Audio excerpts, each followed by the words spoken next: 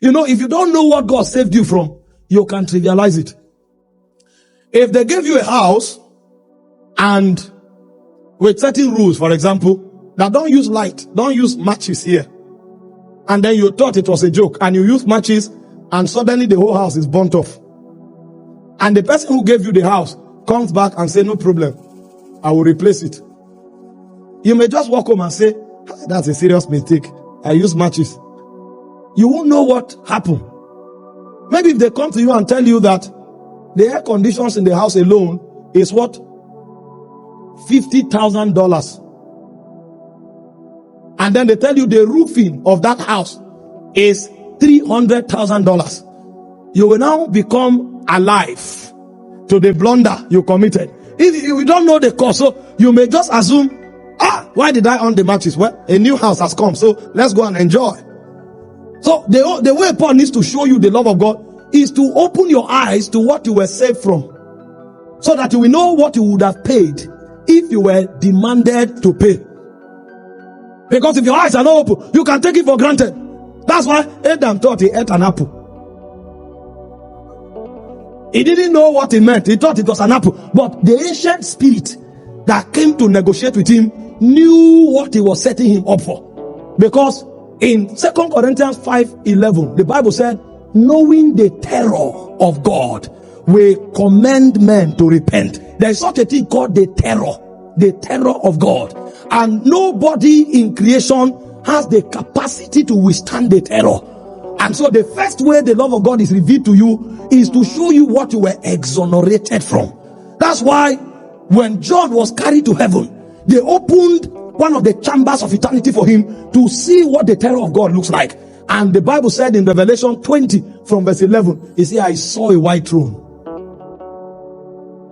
And he said, the moment that white throne appeared, he said, him that sat upon him, the whole earth and heaven fled away. They found no place there.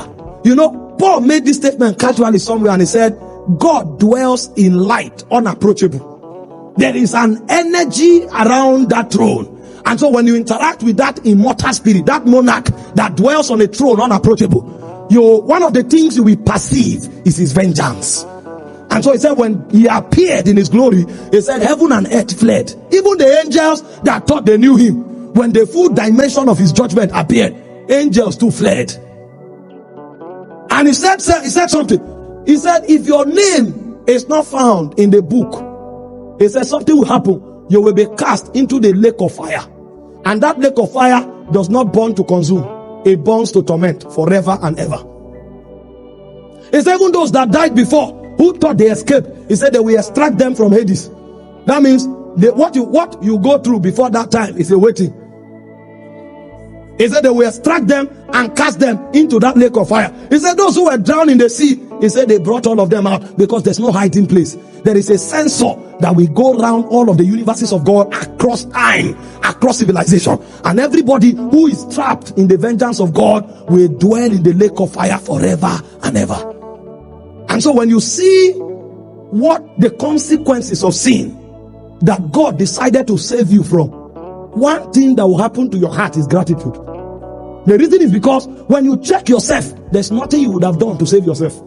And so Paul said, while we were yet sinners, he said Christ died for us. That means while we were helpless, only qualified for judgment and the terror of God, he said God extended his benevolence by procuring salvation for us. On the strength of this revelation, something happens in your spirit man. Love for God is activated. And he said the way you show that love is not by singing a hymn. He said the love of Christ constrains us. That love constrains. He said, for we just judge that if one died for all, they that live should no longer live for themselves. The reason it's difficult for us to love God is because we don't know what was done for us.